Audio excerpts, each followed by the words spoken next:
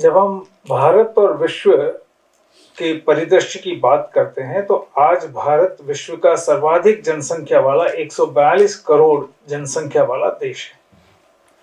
पूरे यूरोप के 50 देश, पूरे लैटिन अमेरिका के 26 देश, इन 76 कंट्रीज की संयुक्त जनसंख्या से हमारी जनसंख्या अधिक है। आज यदि हम देश के कृषि सामर्थ्य पर विचार करें, विश्व का सर्वाधिक कृषि योग्य भूमि वाला देश भारत है। हमसे 4 गुने क्षेत्रफल वाले देश हैं, लेकिन खेती योग्य जमीन 18 करोड़ हेक्टेयर किसी के पास नहीं है। और आज भारत में 9 करोड़ माइक्रो, स्मॉल और मीडियम एंटरप्राइजेस हैं। चीन में भी देखें तो 4 करोड़ से भी कम है। विश्व के सर्वाधिक एमएसएमई आज भारत के पास है। और अगर हम कृषि की बात करें तो आज चाहे हमारी लगभग 7 करोड़ हेक्टेयर से कुछ कम भूमि सिंचित है, लेकिन जो हमारा 20 करोड़ हेक्टेयर मीटर पानी नदियों में बहकर जाता है, उसका ठीक उपयोग कर लें, हम अपने देश की कम से कम 16-17 करोड़ हेक्टेयर भूमि को सिंचित कर सकते हैं और विश्व की 2/3 जनसंख्या की खाद्य आवश्यकताओं की पूर्ति अकेले भारत कर सकता है। और हम एक विश्व की खाद्य महाशक्ति बनने की सामर्थ्य रखते हैं। मत्स्य पुराण पर दृष्टि डालें तो भारत शब्द की, उसमें जो अनेक निरुक्तियां हैं भारत शब्द की, अगर मत्स्य पुराण की निरुक्ति पर दृष्टि डालें तो भरणस्य प्रजानाम सर्वे मह्यम भारत तदुच्यते, संपूर्ण विश्व की प्रजा का भरण पोषण कर सके उसे भारत कहते हैं, ऐसा मत्स्य पुराण कहता है। और भारत यानी बृहत्तर भारत जो हमारा पारंपरिक पौराणिक भारत है, उस पर दृष्टिपात करें तो वाल्मीकि रामायण में सीता माता की खोज के लिए अपने दूतों को भेजते समय सुग्रीव कहते हैं, भूमंडल का परिचय कराते हुए, आपको समुद्र पार जाना पड़ेगा, जलयान में जाना पड़ेगा, नौकाओं में जाना पड़ेगा, वहां श्लोक है, तैर कर जाना पड़ेगा। और वहां एक यवद्वीप है, तो जावा जो है बार्ली के दाने, जौ के दाने जैसा है। फिर कहते हैं उसके पास में एक सुवर्ण द्वीप है। आज भी वर्ल्ड के 7 लार्जेस्ट गोल्ड प्रोड्यूसिंग एरिया में सुमात्रा है। यानी कि आज सैटेलाइट से हम कह सकते हैं 8000 किलोमीटर दूर हम्पी में, किष्किंधा में रहते हुए सुग्रीव कहते हैं कि वहां पर सुवर्ण द्वीप है, सोने का द्वीप है, वहां उस समय सुवर्ण की खानों से मंडित सुवर्ण द्वीप है। मतलब सुग्रीव उस समय वर्णन करते हैं वाल्मीकि रामायण में। आज भी सुमात्रा वर्ल्ड के 7, फिर उसके बाद में कहते हैं पास में रौप्य द्वीप हैं, यानी कि सिल्वर बियरिंग आइलैंड्स भी हैं, यानी कि भारत का विस्तार इंडोनेशिया तक रहा है। और आज हम देखते हैं चाहे कंबोडिया आदि, मलेशिया, सभी में 15वीं सदी के पहले के सारे पुरावशेष, सारे शिलालेख, सारी पांडुलिपियां संस्कृत भाषा की हैं, पल्लव लिपि या देवनागरी लिपि में।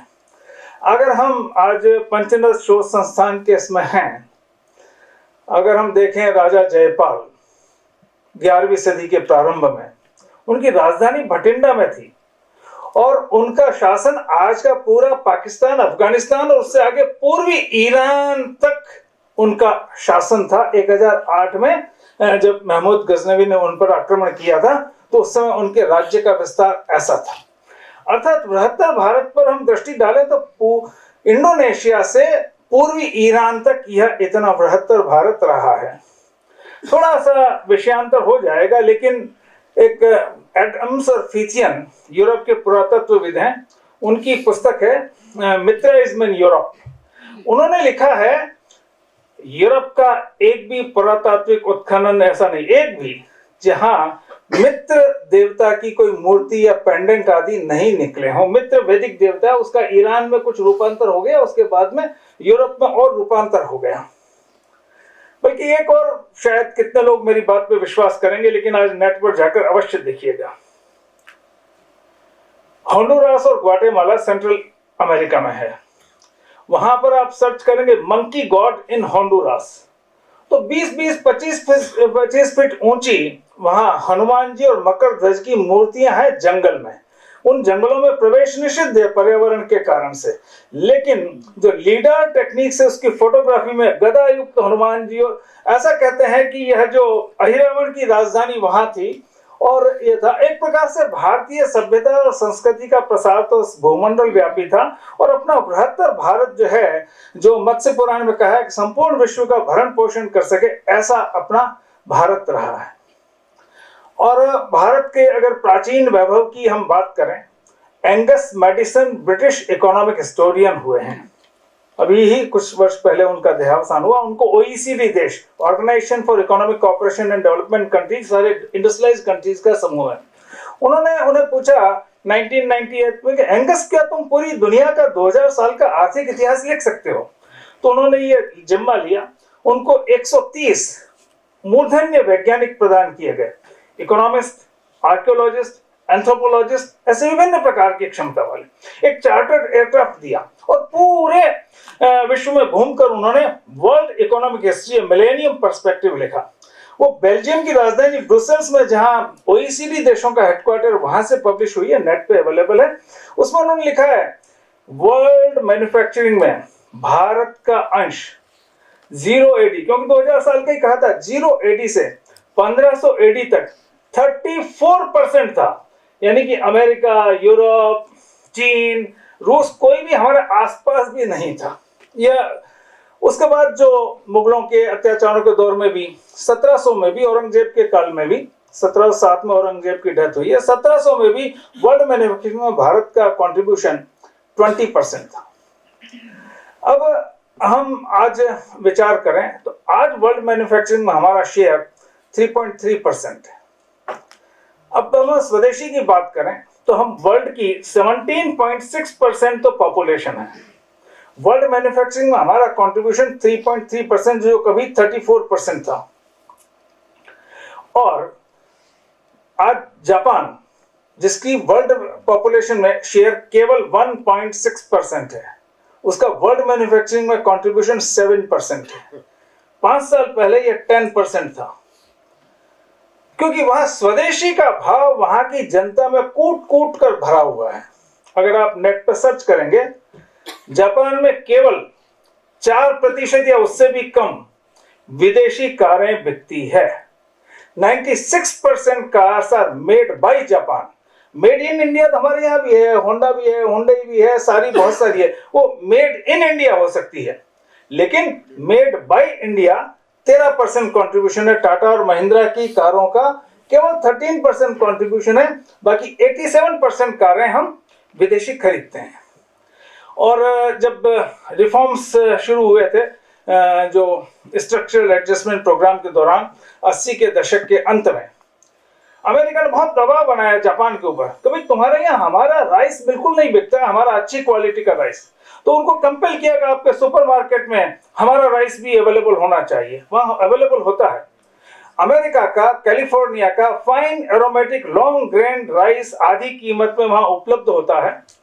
जापान का मोटे दाने का, कम स्वाद वाला, बिना खुशबू का दुगनी कीमत में वो चावल है। लेकिन जापानी नागरिक वो विदेशी चावल नहीं खरीदता। वह ये सोचता है कि अगर एक बार जापानी किसान ने चावल की खेती बंद कर दी तो हमारी खाद्य सुरक्षा प्रभावित होगी।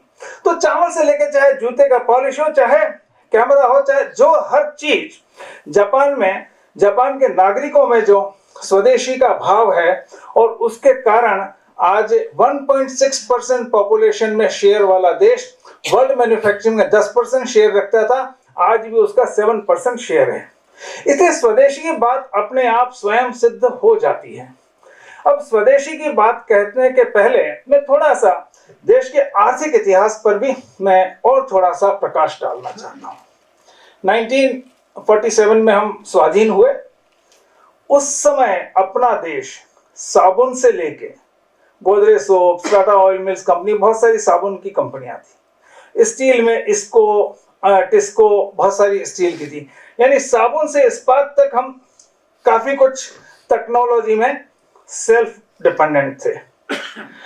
लेकिन उस समय हमारे ऊपर सोवियत संघ का इतना दबाव था कि जवाहरलाल जी ने 40 industry sectors, industrial policy resolution 1948 और 1956 के माध्यम से पब्लिक सेक्टर के लिए रिजर्व कर दिया। बाकी के लिए इंडस्ट्रीज डेवलपमेंट रेगुलेशंस एक्ट के माध्यम से लाइसेंस कंपलसरी कर दिया और देश में लगभग 80 के दशक के अंत तक लाइसेंस लेना बहुत मुश्किल काम था। देश के उद्योग देश की घरेलू मांग का 1/4 भी उत्पादित करने के लिए स्वतंत्र नहीं थे, लाइसेंस नहीं मिलते थे। कोई अपनी कैपेसिटी से ज्यादा लाइसेंस कैपेसिटी से ज्यादा मैन्युफैक्चरिंग करता था तो पेनल्टी लगती थी। मुझे याद है माननीय कोठियाला साहब, माननीय राज्यपाल महोदय और उस आयु के बहुत लोग हैं, अपने उस काल में साइकिल के टायर, शक्कर, सीमेंट, हर चीज की राशनिंग थी, क्योंकि इंडियन एंटरप्रेन्योर को यह जो समाजवादी अर्थव्यवस्था के नाम पर घरेलू मांग जितना भी उत्पादन की छूट नहीं थी। मैं थोड़ा सा एक उदाहरण और ले लूं। हमने आयरन और स्टील में कह दिया नया लाइसेंस प्राइवेट सेक्टर में नहीं देंगे। टाटा की 2 पीढ़ी निकल गई, उसको एक कार का लाइसेंस नहीं मिला। बिरला की 3 पीढ़ी ग्रुप की निकल गई, उसको इस्पात का लाइसेंस नहीं मिला और देश आयरन और स्टील इंपोर्ट करना पड़ा। हमारे पास आयरन और बहुत थी, आयरन और जापान की निप्पॉन कंपनी यहां से ले जाती, आयरन और स्टील बनाकर हमको बेचती। मैन्युफैक्चरिंग कहां होता था, एम्प्लॉयमेंट जनरेशन कहां होता था, एक्साइज ड्यूटी की रेवेन्यू कहां होती थी, जापान में। हमारे रॉ मटेरियल को फिनिश्ड प्रोडक्ट में कन्वर्ट करने का काम विदेशी धरती पर होता था। हम अपने यहां लाइसेंस नहीं देते थे समाजवाद के नाम पर, और इसलिए 1981 तक भारत को बड़ी मात्रा में आयरन और स्टील का इंपोर्ट करना पड़ता था। और इसके कारण भारत जब स्वाधीन हुआ था, फॉरेन एक्सचेंज सरप्लस कंट्री था। 700 करोड़ रुपए के बराबर में पाउंड स्टर्लिंग में इंग्लैंड पर कर्ज था। इंग्लैंड को कर्ज चुकाने की स्थिति में नहीं था, इंग्लैंड कर्जदार था, हम साहूकार थे। वर्ल्ड बैंक और आईएमएफ उसके 5 सबसे बड़े कोटा होल्डर्स, शेयर होल्डर, यानी कि उसमें भारत एक था। 1963 तक वर्ल्ड बैंक और आईएमएफ की बोर्ड ऑफ डायरेक्टर्स में, उसको गवर्नर्स कहते हैं, बोर्ड ऑफ गवर्नर्स में 5 परमानेंट डायरेक्टर्स होते थे, उसमें एक भारतीय था, क्योंकि आईएमएफ और वर्ल्ड बैंक के सबसे बड़े कोटा होल्डर भारत। लेकिन क्या हुआ, हमने अपने देश में उत्पादन की छूट नहीं दी और इसके कारण हम आयात पे निर्भर हो गए और इसलिए विदेश व्यापार में हमारे यहां भारी घाटा था। एक बात और कहना चाहूं, जब हमने कह दिया कि प्राइवेट सेक्टर में इन्वेस्टमेंट अलाउ नहीं करेंगे, highest rate of income tax हमने 75% कर दी, 10% उस पर सरचार्ज, 83% की टैक्स लायबिलिटी, तो कैपिटल फॉर्मेशन संभव नहीं था। और इसलिए अपने देश में इन्वेस्टमेंट के लिए 1949 में ही जवाहरलाल जी को कर्ज लेना पड़ा वर्ल्ड बैंक से पब्लिक सेक्टर की स्थापना के लिए। तो पब्लिक सेक्टर ने पहली शर्त रखी, अपने रुपए का डिवैल्यूएशन करो। तो आजादी के समय हमारा रुपया 3.5 बराबर $1 था, तो हमने उस समय 1949 में वर्ल्ड बैंक का कर्ज लेने के लिए रुपए का डिवैल्यूएशन करके ₹4.49 बराबर $1 कर दिया। उस समय पाकिस्तान का रुपया 3.5 रुपए बराबर $1 था, हमारा हमने डिवैल्यूएशन कर दिया। उसके बाद आपको ध्यान होगा 1966 में फिर डिवैल्यूएशन हुआ श्रीमती गांधी के जमाने में, फिर 1991 में मनमोहन सिंह जी के समय में फिर डिवैल्यूएशन हुआ। और इस सारे के कारण तो विदेश व्यापार में घाटा, देश के उद्योगों को घरेलू मांग जितना भी उत्पादन करने की छूट नहीं होना, और उस घाटे के कारण रुपए की कीमत, डॉलर की डिमांड ज्यादा, रुपए की कम, और इसलिए रुपए की कीमत 3.5 रुपए से आज 83 रुपए इसलिए हुई कि हमने अपने देश के उद्यमियों की जो सामर्थ्य थी, देश में जो टेक्नोलॉजी थी, उस सब का उपयोग नहीं होने दिया। अब उसके बाद क्या हुआ कि जब देश में हर चीज का अभाव था, उस समय हमने इकोनॉमिक ग्लोबलाइजेशन की बात की। इकोनॉमिक ग्लोबलाइजेशन में भारत का उत्पादों का ग्लोबलाइजेशन नहीं हुआ, हमने आयात उदारीकरण किया, आयात खोल दिया और हमने एफडीआई को प्रमोट करना शुरू किया। तो आयात उदारीकरण के कारण देश का विदेश व्यापार घाटा बहुत तेजी से बढ़ता चला गया। एक समय ऐसा आया था $300 बिलियन से ऊपर चला गया था, आज हमने कंट्रोल करके $266 बिलियन पर लाए मर्केंडाइज ट्रेड में। लेकिन सर्विसेज एक्सपोर्ट हमारे बहुत अच्छे हैं, इसलिए हमारा वो ओवरऑल ट्रेड डेफिसिट $166 बिलियन पे ही आ जाता है, हम ब्लो ऑफ होने से बचे हुए।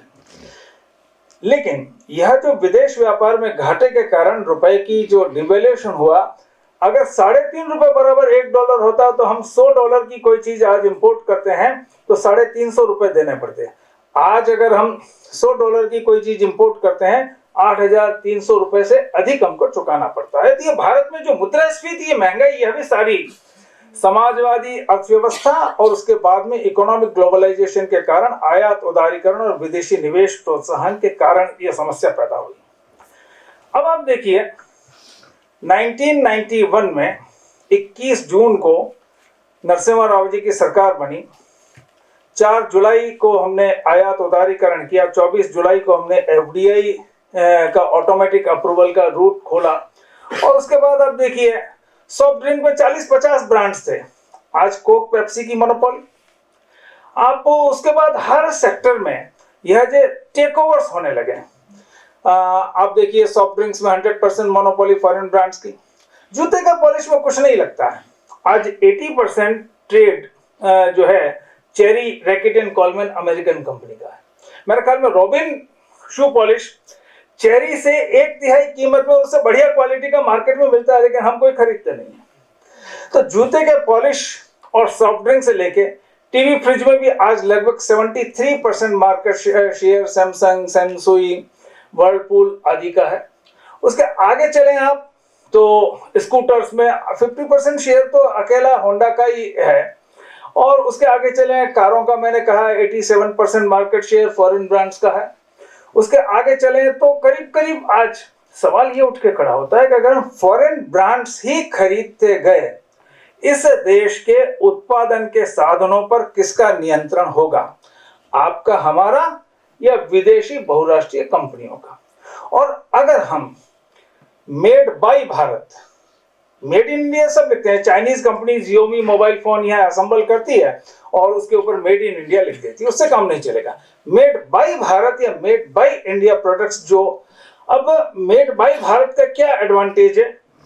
मान लो अपने देश में जो मेड बाय भारत प्रोडक्ट्स हैं उनके सारे कंपोनेंट्स यहाँ बनते हैं। मान लो वोल्टास का, टाटा का रेफ्रिजरेटर है, या गोदरेज का है, तो उसकी downstream value chain of original equipments जितने हैं सारे यहाँ बनते हैं, इसलिए उसमें रोजगार पैदा होता है। मैं इस बात को समझाने के लिए, देश में सबसे ज्यादा रेफ्रिजरेटर बिकता था केल्विनेटर, उसको वर्लपूल आई, रिफॉर्म्स के बाद उसने खरीद लिया। फिर उसने उसका मिनी कंप्रेसर अपने यहाँ बनता था, वो अमेरिका से लाना शुरू कर दिया, यह मिनी कंप्रेसर यूनिट उसकी बंद हो गई। तो टेक्मा एक पोर्टुगीज कंपनी आई, उसने वर्लपूल से मिनी कंप्रेसर की यूनिट टेक ओवर कर ली। और उसके बाद में उसने मिनी कंप्रेसर बनाने के लिए, रेफ्रिजरेटर के लिए जो पिस्टन, सिलेंडर आदि कंपोनेंट्स यहाँ बनते थे, वो सारे बाहर से लाके असेंबलिंग शुरू कर दिया। तो हम क्या, एक असेंबली लाइन का कंट्री बन गए। आज हम पासबुक प्रिंटर भी असेंबल करते हैं, आज हम रेफ्रिजरेटर भी वर्लपूल का असेंबल होता है, कंपोनेंट्स बाहर से आते हैं। अब अगर कंपोनेंट्स यहाँ बनते हैं तो आप जरा ये विचार करिए, अगर खिलौने की एक कार चीन की आके बिकेगी, हमने अगर उसको खरीदा तो उसके सारे कंपोनेंट्स बाहर से आएंगे। मैं छोटा सा ये उदाहरण लेके स्पष्ट करता हूँ कि खिलौने की 100 रुपए की कार में 5 रुपए की अगर कॉइल लगती है, तो उस कॉइल अगर चाइना से आएगी और ये भारत में बनेगी, अगर यहाँ उन कार की कॉइल यहाँ बनेगी तो कॉइल बनाने वाली कंपनियां खड़ी होगी, कॉइल मैन्युफैक्चरिंग डेवलप होगा। कॉइल बनाने वाले को एनामल्ड वायर चाहिए कॉइल बनाने के लिए, तो वो वायर एनामलिंग इंडस्ट्री डेवलप होगी। वायर एनामलिंग इंडस्ट्री को कॉपर वायर चाहिए तो कॉपर वायर ड्रॉइंग मशीन वाली कंपनियां खड़ी होगी। तो इससे जो है ट्रांजैक्शन वेलोसिटी ऑफ मनी से अर्थव्यवस्था वो होती है। मान लो मेरा यहाँ जूता टूट जाता है, मैं बाहर जाके 500 रुपए का जूता किसी इंडिजिनस घरेलू मोची का खरीद लेता हूँ, तो 500 रुपए का अगर आज उससे मैंने जूता खरीदा अभी 12 बजे, और उसको थोड़ी देर बाद अपने एक लड़के का कमीज खरीदना है, तो उसने पास के रेडीमेड वाले से 500 रुपए मैंने जो दिए वो उस रेडीमेड वाले को देके 500 रुपए का उसने शर्ट खरीद लिया। उस रेडीमेड वाले को एक हीटर खरीदना है, केबिन हीटर, सर्दी है, तो उसने 500 रुपए का पास से हीटर खरीद लिया इलेक्ट्रिकल शॉप वाले, तो मेरा दिया वो 500 रुपए का नोट इलेक्ट्रिकल वाले का यहाँ चला गया। इलेक्ट्रिक वाले को अपने बच्चे के लिए कोई स्वेटर खरीदना, तो उसने पास के हौजरी वाले से एक स्वेटर खरीद लिया, 500 रुपए उसके पास चले गए। हौजरी वाले को अपने बच्चे की किताबें खरीदनी थी, वो किताब वाले के चला गया। किताब वाले को अपने घर मेहमान आए तो 500 रुपए के लड्डू खरीद लिया। हलवाई का लड्डू बिका तो उसे लगा कि नया लड्डू बनाने के लिए मुझे 500 रुपए का घी खरीदना है, घी वाले के पास चला गया। मेरा दिया 500 रुपए का नोट अगर आज इस चंडीगढ़ में 10 लोगों के बीच में घूम जाता है तो 500 इंटू 10 5000 रुपए की इनकम मैन्युफैक्चरिंग एम्प्लॉयमेंट जनरेट होगा। तो 30 दिन में 1.5 लाख और 12 महीने में 18 लाख। मैंने अगर एक स्वदेशी प्रोडक्ट, एक जूता चंडीगढ़ में 500 रुपए का खरीदा तो साल भर में चंडीगढ़ में 18 लाख रुपए का trade turnover manufacturing employment generate होगा। और मैंने वो जूता बाटा का खरीद लिया, तो बाटा इंडिया इंग्लैंड की कंपनी है, वो 500 रुपया मल्टीप्लायर वेलोसिटी या ट्रांजैक्शन वेलोसिटी ऑफ मनी से इंग्लैंड में 18 लाख रुपए की इनकम और वैल्यू एडिशन जनरेट करेगा। और मैंने अगर ऑनलाइन खरीद लिया अमेजन से और उसने मुझे चाइना या साउथ ईस्ट एशिया का जूता दे दिया, तो वो 18 लाख रुपए का trade turnover south east Asia या चाइना में पैदा होगा। सवाल हमारे हाथ में है कि हम ये 500 रुपए की चीज अगर स्वदेशी खरीदते हैं तो 18 लाख रुपए का ट्रेड टर्नओवर भारत में जनरेट होगा। और अगर हमने 500 रुपए की कोई चीज किसी भी ऑनलाइन खरीद ली या किसी विदेशी ब्रांड को खरीदा, तो चाहे मेड इन इंडिया है लेकिन उससे काम नहीं चलेगा। हमें मेड बाई भारत अगर खरीदेंगे तो भारत अपने आप में वापस जो है वो 34% वर्ल्ड मैन्युफैक्चरिंग का शेयर वाला देश बन जाएगा। आप देखिए, अभी मैंने कहा था कि हम विश्व की 142 करोड़ जनसंख्या है। वर्किंग एज पॉपुलेशन 15 से 64 साल की आयु में हमारे पास 90 करोड़ लोग दुनिया में सबसे ज्यादा हैं। ऐसा अनुमान है 2030 तक वर्किंग एज पॉपुलेशन 100 करोड़ हो जाएगी। ये वर्ल्ड की टोटल वर्किंग एज पॉपुलेशन का 24.3% होगा। CIA, confederation of Indian industries और कई एस्टिमेट्स हैं, उनका कहना है कि भारत की कार्यशील आयु की अगर सारी जनसंख्या किसी न किसी काम में संलग्न हो जाती है, अपना कोई एंटरप्रेन्योरशिप, कोई अपना उत्पादन, अपनी कोई नौकरी, तो भारत, मैं रिपीट कर रहा हूं, तो भारत $40 ट्रिलियन की अर्थव्यवस्था बन जाएगा यदि देश की वर्किंग एज पॉपुलेशन सारी काम में लग जाती है। तो आज अमेरिका भी $25 ट्रिलियन की अर्थव्यवस्था है और हमारे देश के हर कार्यशील आयु के व्यक्ति को काम में लगाने तभी संभव है जब हम मेड बाई भारत चीज खरीदेंगे। वो जो बनाएगा, चाहे वो जूते का पॉलिश बनाए, चाहे वो रेडीमेड का कपड़ा बनाए, हम अगर नाइक या और कोई फॉरेन ब्रांड खरीदेंगे तो नहीं होगा। हम अगर मेड बाई भारत चाहे कपड़ा खरीद रहे हैं रेडीमेड, और चाहे हम जूता खरीद रहे हैं, पॉलिश खरीद रहे हैं, पंखा खरीद रहे हैं, जो भी खरीद रहे हैं, अगर हमने मेड बाई भारत प्रोडक्ट्स खरीदे हैं तो हम ये $40 ट्रिलियन की अर्थव्यवस्था बनाना किसी के हाथ में नहीं है, हमारे हाथ में। अब देखिए, कई बार हम सरकार को दोष देते हैं। अब चूंकि मनमोहन सिंह जी के समय में हमने WTO का एग्रीमेंट साइन किया, उसमें 60 एग्रीमेंट्स हैं। जैसे एक general agreement on tariffs and trade है, गेट, उसमें यह किसी भी देश की सरकार अपने यहाँ किसी चीज के इंपोर्ट पर और अपने यहाँ से किसी चीज के एक्सपोर्ट पर रोक नहीं लगा सकती। अब सरकार चूंकि कोई एक सभ्य समाज में उस समय 117 और आज 160 देश उसके मेंबर हैं, कोई एग्रीमेंट साइन किया है तो ये तो नहीं कर सकती उस एग्रीमेंट को तोड़ दे। हमारे यहाँ 2700 प्रोडक्ट के इंपोर्ट पे रेस्ट्रिक्शंस थे, उनको हम QR क्वांटिटेटिव रेस्ट्रिक्शंस कहते थे। तो WTO की डिस्प्यूट सेटलमेंट बॉडी में भारत सरकार पर 2 बार मुकदमा चला उस समय 90s में। कहा कि ये आप इंपोर्ट रेस्ट्रिक्शंस हटाओ, तो हटाने पड़े। तो वो रेस्ट्रिक्शंस खोले तो SSI के लिए रिजर्वेशन था, वो खत्म करना पड़ा। तो कहने का मतलब है कि सरकार के हाथ बंधे हो सकते हैं मल्टीनेशनल एग्रीमेंट्स, मल्टीलेटरल एग्रीमेंट्स के कारण।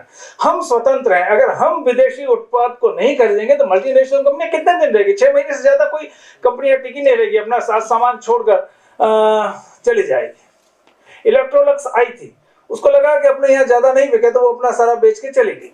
तो कहने का मतलब यह है कि हम स्वतंत्र हैं और इसलिए आज के समय में स्वदेशी का जो भाव हर व्यक्ति में अगर आ जाता है और स्वदेशी का भाव भाषा, भूषा, भोजन सभी में आना चाहिए। आज नई पीढ़ी को हम देखें तो वो जलेबी या कचौरी या समोसा या रबड़ी या रसमलाई या गुलाब जामुन नहीं है, उनको सारे इथनिक फूड जो हमारे पारंपरिक खाद्य हैं वो धीरे धीरे आउट ऑफ हो जाएंगे।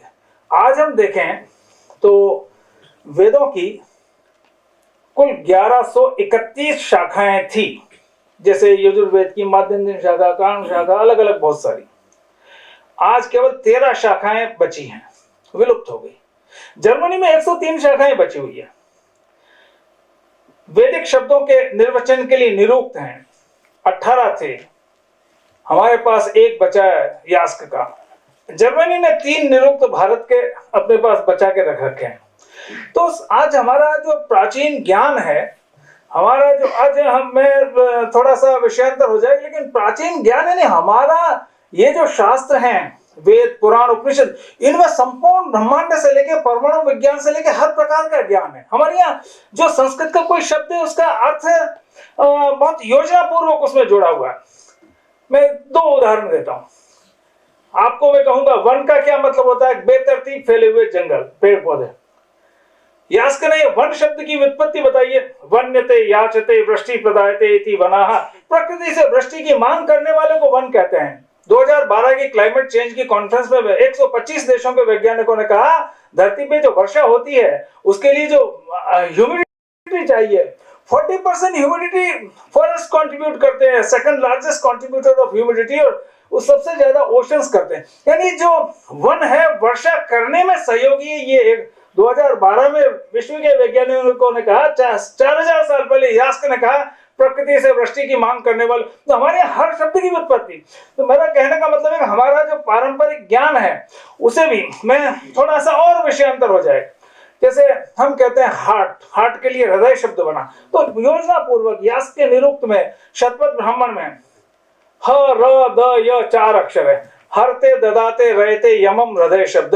हरते यानी बॉडी से ब्लड को लेता है, ददाते यानी देता है, रहते यानी सर्कुलेट करता है, और यमम यानी धड़कनों का नियमन करता है। 100 साल पहले वैज्ञानिक भी नहीं जानते थे धड़कनों का नियमन हार्ट का ही नेचुरल पेसमेकर करता है।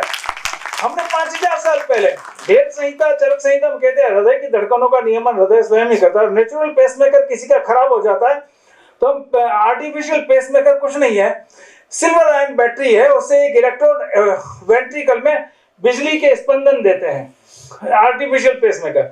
हमारे यहाँ यजुर्वेद में एक मंत्र है, अग्निघुंग हृदय नाशनी घुंग हृदय अग्रहण पशुपति कृष्ण, लंबा मंत्र है। मैं हृदय के अग्रभाग में विद्युत को धारण करूं, हृदय के अग्रभाग में विद्युतीय स्पंदन हो। तो कहने का मतलब है कि वस्तु, वेशभूषा, हमारी भाषा, भूषा, भोजन, भजन, हम कहते हैं बाई गॉड। अरे भाई बाई गॉड क्या हुआ, परमात्मा साक्षी आप मान लो। तो कहने का मतलब यह है कि हमें अपना संपूर्ण स्वदेशी भाव आज अपने जीवन में उतारने की आवश्यकता है। संपूर्ण विश्व को जिसने ज्ञान विज्ञान दिया, संपूर्ण विश्व को जिसने सारा ज्ञान दिया। मैं एक और उदाहरण ले लेता हूं। आज मॉडर्न कॉस्मोलॉजी कहती है इस ब्रह्मांड में 20 खरब से ज्यादा आकाश गंगाएं, एक एक आकाश गंगा में 400 से 500 अरब तारे हैं, और इन आकाश गंगाओं के बीच का स्थान खाली नहीं है, उसमें एक श्याम ऊर्जा, डार्क एनर्जी भरी हुई है, और 3/4 डार्क एनर्जी और 1/4 में ये सारी आकाश गंगा और सब कुछ मैटर है। 1/4 हमारे यहाँ वेदों में मंत्र है, एतावानस महिमा, तो लंबा मंत्र त्रिपादुत उदित पुरख, जिसका अर्थ है उस विराट ब्रह्म का एक पाद यानी 1/4 में संपूर्ण दृश्य जगत बना हुआ है, मैटर, और उसके 3 पाद यानी उसके 3 हिस्से इस अनंत अंतरिक्ष में अदृश्य होकर विलीन है उस डार्क एनर्जी को। तो कहने का मतलब है कि स्वदेशी का मतलब हमारे इस अब हमने अपने संविधान में अनुच्छेद 28 में कह दिया सरकारी खर्च से चलने वाले किसी संस्थान में रिलीजन की शिक्षा नहीं दी जा सकती। हमारा ये रिलीजन सापेक्ष ज्ञान नहीं है वेद पुराण उपनिषद का, ये संपूर्ण मानवता की, संपूर्ण विश्व के लिए साझे उपयोग का अनुपम ज्ञान है, उसको हम रिलीजन सापेक्ष नहीं कह सकते। वह एक प्रकार से हमारी सभ्यता, संस्कृति, विरासत और विश्व मानवता के लिए एक बहुत उपयोगी ज्ञान है। उसको वहां जब तक हम पहली क्लास से लेके ऊपर तक नहीं पढ़ाएंगे, तो जैसे मैंने कहा ना कि वेदों की 1131 में से 13 शाखाएं बची है, तो वो क्योंकि ये सारा हमने शिक्षण नहीं किया, तो चाहे निरुक्त नष्ट हो गए, चाहे शब्दों के निर्वचन हमारे नष्ट हो गए, चाहे, तो इसलिए स्वदेशी का मतलब वस्तु, और अगर हम आर्थिक दृष्टि से संपन्न बनेंगे तो निश्चित रूप से आज हम हमारा टैक्स जीडीपी रेशो 19% है, अधिकांश G20 के देशों का 35% से ज्यादा है। अब हम कहते हैं शिक्षा पे हमको 6% खर्च करना चाहिए, चिकित्सा पे 7% खर्च करना चाहिए, R&D पे 4% खर्च करना चाहिए, ये हम 35% लाए कहां से? आएगा तो जीएसटी और इनकम टैक्स की इनकम से ही आएगा। जीएसटी की इनकम कहां से आएगी? जब हम मेड बाई भारत चीज खरीदेंगे, अगर उस कार की कॉइल से लेके तार से लेके हर चीजें बनेगी, सब पे जीएसटी का वैल्यू एडिशन होगा, और हमारा टैक्स जीडीपी रेशो 35-40% हो जाएगा। हम शिक्षा पे 6 या 8% खर्च कर सकेंगे, R&D पे 4% खर्च कर सकेंगे। तो आवश्यकता इस बात की है कि केवल स्वदेशी से हम $40 ट्रिलियन की अर्थव्यवस्था बना के वापस विश्व गुरु बन सकते हैं और संपूर्ण विश्व में हमारे उस अनंत ज्ञान को स्थापित कर सकते हैं। और आज आप देखिए पूरी दुनिया अचंभित है। भारत की इकोनॉमिक ग्रोथ रेट अभी इस साल 7.7% पिछले 6 महीने में रही है। जब वर्ल्ड की एवरेज ग्रोथ रेट 3.5%, 4% है, उस समय हमारी ग्रोथ रेट, हमारे एक्सपोर्ट्स हमारी ग्रोथ रेट से भी दुगुनी दर से बढ़ रहे हैं। पूरी दुनिया में आर्थिक मंदी है, फिर एक्सपोर्ट्स कैसे बढ़ रहे हैं? तो कारण यह है कि हमारी जनसंख्या में युवा वर्ग बहुत है। मेरी आयु का व्यक्ति होगा तो दाल चावल बना के खा लेगा, और अगर 18, 20, 25, 35 साल का युवक युवती होंगे तो वो 10 तरह की चीजें खरीदेंगे, रेस्टोरेंट भी जाएंगे, और वो बाइक भी खरीदेंगे, कार भी खरीदेंगे, वे और भी बहुत सारी कैमरा भी खरीदेंगे। हमारी जो युवा जनसंख्या है, इससे आज डिमांड जनरेट हो रही है, उससे मैन्युफैक्चरिंग हो रही है, उससे मैन्युफैक्चरिंग होने से हमारी मैन्युफैक्चरिंग ग्रोथ रेट आज 10% से ज्यादा है, और हमारा आज आर्थिक वृद्धि दर 7.8% रही है। तो इसका कारण यह है कि हमारी युवा जनसंख्या, हमारा जो एक आज हमारी एवरेज एज 28 ईयर्स है, जापान की एवरेज एज 46 ईयर्स है। तो कहने का मतलब यह है कि हमारी यह जो युवा जनसंख्या है, यह चमत्कार कर सकती है अगर हम स्वदेशी का भाव अपनाते हैं। आज हमारे आईटी एक्सपोर्ट्स $195 बिलियन के पिछले साल थे, इस बार मुझे लगता है $250 बिलियन से ऊपर हो जाएंगे। ये $195 बिलियन है कितना? पूरा सबसे दुनिया का सबसे बड़ा क्रूड एक्सपोर्टर जो है सऊदी अरब, उसका क्रूड एक्सपोर्ट $195 बिलियन से कम है। जिसको परमात्मा ने नेचुरल रिसोर्स क्रूड दिया, आज पूरा यूएई, संयुक्त अरब अमीरात और इराक, दोनों का मिला के जो सारे पेट्रोलियम प्रोडक्ट्स का एक्सपोर्ट है, उससे ज्यादा हमारा है। यानी कि जो प्राकृतिक प्रदत्त जो है पेट्रोलियम, अब धीरे धीरे फॉसिल फ्यूल तो बंद हो जाएंगे। और हमारे युवा जो 18, 20, 25, 30, 40 साल के युवा हैं, जो आईटी सॉफ्टवेयर्स बना रहे, पूरी दुनिया में आज आर्टिफिशियल इंटेलिजेंस से लेके जनरेटिव आर्टिफिशियल इंटेलिजेंस से लेके सॉफ्टवेयर्स की जो डिमांड है, हमारे आईटी एक्सपोर्ट्स हो जाएंगे $400 बिलियन के। और दुनिया में ये जो ऑयल एक्सपोर्ट हो जाएगा जीरो, एक समय जब हम जीरो कार्बन की तरफ जाएंगे। तो आप सोचिए कि आने वाला समय भारत का है। हमारा जो टैलेंट पूल है, उसके कारण दुनिया की सारी ख्यातनाम कंपनियों ने अपने 40% ग्लोबल कैपेबिलिटी सेंटर्स, यानी विभिन्न प्रकार के कंप्यूटर प्रोसेसिंग, मैकाट्रॉनिक्स, ऐसे विभिन्न प्रकार के जो आधुनिक विज्ञान के जो समाधान है, वो सारे वे आज उपलब्ध करा रहे हैं। तो कहने का मतलब यह है कि हमारा यह जो युवा जनसंख्या, हमारा जो टैलेंट पूल, हमारा जो प्रौद्योगिकी, लेकिन हम किसके लिए काम कर रहे हैं? मैं एक छोटा सा, जब तक हम मेड बाई भारत प्रोडक्ट्स नहीं बनाएंगे, आज आईटी में हमारे पास टैलेंट पूल तो बहुत है, लेकिन हम किसके लिए काम करते हैं? आईबीएम के लिए काम करते हैं। हम किसके लिए काम करते हैं? जर्मन की SAP के लिए काम करते हैं। आज हम किसके लिए काम करते हैं? तो ओरेकल के लिए काम करते हैं, हम गूगल के लिए काम करते हैं। आईबीएम ने अपने 1.5 लाख सॉफ्टवेयर डेवलपर भारत में लगा रखे हैं, हम उनके लिए प्रोडक्ट्स बना रहे हैं। अगर हम भारत के लोग अपने भारत के लिए प्रोडक्ट, आज सबसे महंगे जो सॉफ्टवेयर होते हैं ERP सॉफ्टवेयर होते हैं, क्लाउड बेस्ड। ईआरपी सॉफ्टवेयर का 70% काम तो हम भारतीय करते हैं, लेकिन किसके लिए करते हैं? सेप एजी के लिए करते हैं, ओरेकल के लिए करते हैं। तो आवश्यकता इस बात की हमें मेड बाय भारत प्रोडक्ट्स बनाने की। हम सर्विसेज तो खूब बना रहे हैं। उदाहरण के लिए आप देखिए, सॉफ्टवेयर में भी हम सॉफ्टवेयर एक्सपोर्ट में तो बहुत अच्छे हैं, लेकिन सॉफ्टवेयर प्रोडक्ट्स जब आज सारे लोग जो एनालिटिक्स का काम करते हैं, एसपीएसएस पे काम करते हैं आईबीएम के, कि हम मेरे ख्याल में हमारी 4 अगर बड़ी कंपनियां सोच ले तो एसपीएसएस से ज्यादा बढ़िया एनालिटिक्स का सॉफ्टवेयर बना सकती है। तो आज आवश्यकता है इस बात, जैसे हमने देखते हैं इंफोसिस ने फिनेकल बनाया, बैंकों में काम आता है। ऐसे हम एक से एक अगर प्रोडक्ट्स, तो आवश्यकता इस बात की, चाहे वो ब्रिक एंड मोर्टार प्रोडक्ट हो, चाहे कपड़ा हो, साबुन हो, फ्रिज हो, और चाहे सॉफ्टवेयर प्रोडक्ट्स हो, एसपीएसएस टाइप प्रोडक्ट्स हो, ईआरपी के हो, वो सारे प्रोडक्ट्स हमें बनाने हैं। और हमें दो बातें, हम खरीदें तो अपना हर रुपया केवल मेड बाय भारत प्रोडक्ट्स के लिए जाए, हम अगर बनाएं तो मेड बाय भारत प्रोडक्ट्स जो है बनाएं। और मुझे लगता है कि अगर हमें थोड़ा सा, हम कंसोर्शियम रूट पे जा सकते हैं। उद्योग सहायता संघ, 20 कंपनियां मिलकर अपना एक उद्योग सहायता संघ बन सकता है, उस पर भी होगा तो हम बात करेंगे। तो आज आवश्यकता इस बात की है कि हम अपने देश में उद्योगों को डेवलप करें, और अगर हम पहल करेंगे तो निश्चित रूप से मान के चलिए कि हम बहुत कुछ कर सकते हैं। उदाहरण के लिए, जब हम क्रे सुपर कंप्यूटर खरीदना चाहते थे, नहीं मिला, 32 करोड़ रुपए हम देने को तैयार थे, अमेरिका ने वीटो कर दिया।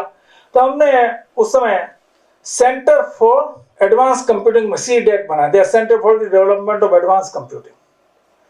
वो 30 करोड़ में ही, मान केवल 30 करोड़ रुपए में बन गया। 32 करोड़ एक सुपर कंप्यूटर के देने को तैयार थे, और वहां पे विजय भाटकर जी जैसे कंप्यूटर के सॉफ्टवेयर के एक्सपर्ट्स लगे, और उनका पूरी दुनिया में किसी ने पैरेलल प्रोसेसिंग की बात नहीं सोची है। हम पैरेलल प्रोसेसर से क्या अपनी प्रोसेसर की स्पीड नहीं बढ़ा सकते क्या?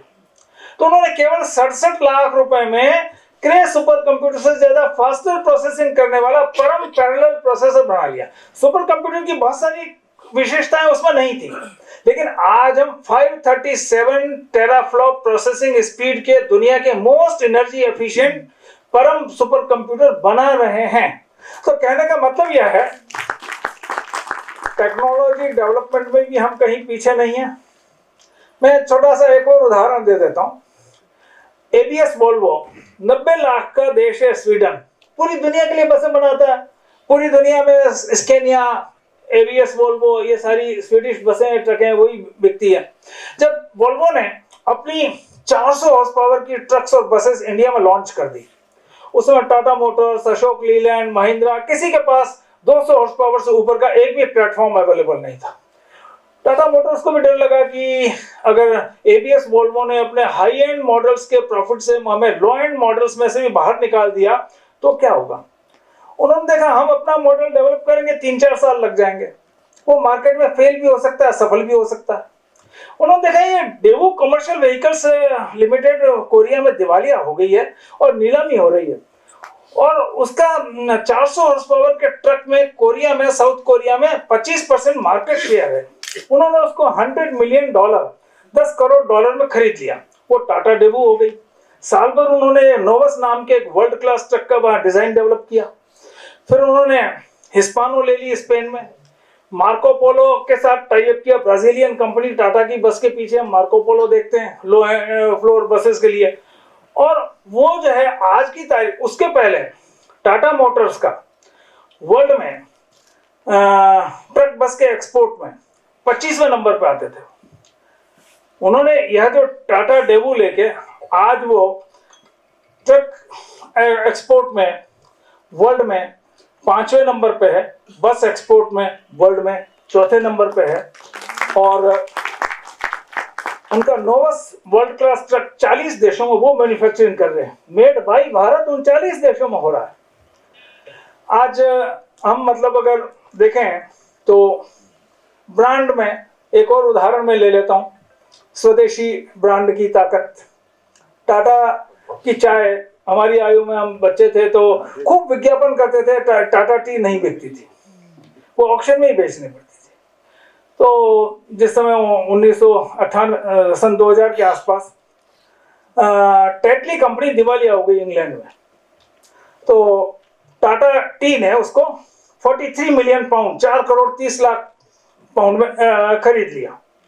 लोगों ने कहा रतन टाटा का दिमाग फिर गया, ऐसी भारी कर्ज में डूबी हुई दिवालिया कंपनी को इतना महंगा खरीद लिया, उससे टाटा टी के शेयर्स भी नहीं जाए। लेकिन क्या है कि टाटा टी का 21%, टेटली टी बैग्स का 21% शेयर पूरे यूरोप में था और 17% शेयर पूरे अमेरिका में था।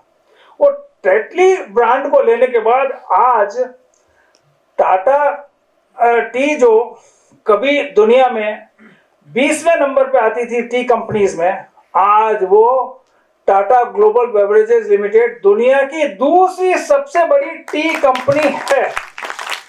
तो चाहे हम एक्विजिशन अब्रॉड के रूट पे जाएं, चाहे हम परम पैरेलल प्रोसेसर के रूट पे जाएं, चाहे हम जापान के रूट पे अपने देश की चीज ही खरीदें, मेड बाय भारत ही खरीदें, और फिर अपनी भाषा भूषा भोजन तो हम अपने ज्ञान के माध्यम से और एक प्रकार से पुनः विश्व गुरु और कृणवंतो विश्व माध्यम के मार्ग पर चलेंगे। आज आप देखिए दुनिया में आतंकवाद भयावह है। हमास ने इजराइल में एक महिला को 2 दिन तक भूखा मार के फिर उसको मांस खाने को दिया, फिर बाद में कहा कि तेरे ही 4 साल के बच्चे का मांस पका के हमने खिलाया। आतंकवाद इस सीमा तक है। आज हम देखें पर्यावरण का विनाश, पिछले 100 साल में समुद्र का जल स्तर 8 इंच बढ़ गया है और जिस ढंग से ग्लोबल वार्मिंग हो रही है, आने वाले 100 साल में ये 3 फीट बढ़ जाएगा। पर्यावरण विनाश बहुत भयानक। आर्थिक विषमता, 1820 में दुनिया के सबसे अमीर देश और सबसे गरीब देश की पर कैपिटा इनकम में 1:3 का अंतर था, आज 1:400 का। तो आर्थिक विषमता, आज पर्यावरण विनाश, आतंकवाद, इन सब का एक ही समाधान, भारतीय समाधान है, एकात्म मानव दर्शन का। यानी कि प्रत्येक व्यक्ति अपने परिवार का पूरा ध्यान रखे, परिवार समाज का, समाज पूरे देश का, देश संपूर्ण विश्व का, और संपूर्ण विश्व एक प्रकार से संपूर्ण जीव सृष्टि का और संपूर्ण प्रकृति का ध्यान रखे। यानी कि व्यक्ति, परिवार, समाज, राष्ट्र, विश्व, जीव सृष्टि और प्रकृति, इनके बीच में समन्वय के साथ यदि हम सबके समाधान के लिए अगर हम आगे बढ़ते हैं, तो मुझे लगता है कि यह भारतीय विचार जो है वह आने वाले समय में संपूर्ण विश्व को विश्व मंगल की ओर ले जाएगा। और अगर आने वाले समय में विश्व मंगल को साधना है तो संपूर्ण भारत में, संपूर्ण विश्व में यह जो भारतीय विचार और भारतीय विचार की प्रस्थापना तभी होगी जब हम आर्थिक और सामाजिक और सांस्कृतिक दृष्टि से सक्षम होंगे। और वह सक्षम होने के लिए एकमेव मार्ग मेड बाय भारत, यानी कि उन चीजों को खरीद के, और दुनिया कहीं जाए, अगर हम 140 करोड़ लोग जहां जहां स्वीकार योग्य विकल्प भारतीय है, मेड बाय भारत, जहां जहां प्रोडक्ट्स हैं। मैं स्वदेशी जागरण मंच का जब 93 में काम करता था, मेरे बस्ती में एक भी रॉबिन पॉलिश नहीं मिलता था। मैंने 2-3 बच्चों की जेब में 10-10 रुपए डाल दिए। उस समय 9 रुपए की रॉबिन पॉलिश आती थी, 35 रुपए की चेरी आती थी। आज कितने की आती है चेरी, मैं खरीदता नहीं हूं, मुझे नहीं पता। तो वो हर दुकान पे जाके पूछते हैं रॉबिन पॉलिश है, रॉबिन पॉलिश है, रॉबिन पॉलिश है। तो दुकानदार रॉबिन पॉलिश ला के रख दिया। फिर चूंकि वो 9 रुपए की डब्बी थी, 35 रुपए की चेरी, तो वो भी ग्राहकों को कहता है साहब ये 9 रुपए की भी वैसी है जैसी 35 रुपए की चेरी है। कहने का मतलब है ये इनके प्रकार हमें मेड बाय भारत प्रोडक्ट्स को अगर हम स्थापित करने में सफल हो जाते हैं, तो निश्चित रूप से मान के चलिए कि न केवल भारत विश्व में समृद्ध बनेगा, लेकिन संपूर्ण विश्व की 800 करोड़ मानवता जो 200 देशों में बटी हुई है, जो 6000 भाषा भाषी बोलने वाले लोग हैं, उन सबके बीच में परस्पर सौहार्द और उन सबका एक प्रकार से योगक्षेम, सबको भरपेट भोजन और सबका एक प्रकार से मंगल हो, ये इसके लिए और हमारा जो प्राचीन ज्ञान है वह उसका एक साधन सिद्ध होगा। तो इतना कहकर ही मैं अपनी बात को यहीं पूरा करता हूं कि किस प्रकार आज के विश्व के परिवेश में स्वदेशी एक है। एक इतना सा मैं और कह दूं कि 1991 से स्वदेशी जागरण मंच अस्तित्व में आया था और उसके बाद से स्वदेशी जागरण मंच निरंतर लोगों से स्वदेशी प्रोडक्ट खरीदने का आग्रह करता है। WTO और फ्री ट्रेड एग्रीमेंट्स के मामले में भारत की दृष्टि क्या होनी चाहिए, उसके संबंध में जन जागरण का काम करता है।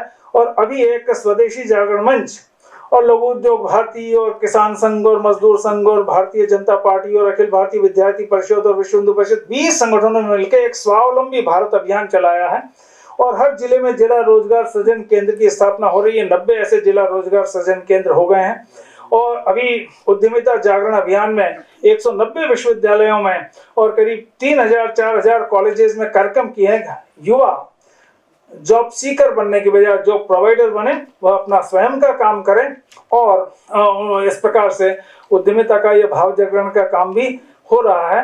तो एक प्रकार से स्वदेशी का वर्तमान अभियान, स्व का जागरण, और स्व यानी भाषा, भूषा, भोजन, हमारा ज्ञान, प्राचीन, ये सब का जागरण आज की आवश्यकता है। इतना कहकर मैं अपनी बात को यहीं पूरा करता हूं और आयोजकों के प्रति आभार व्यक्त करता हूं।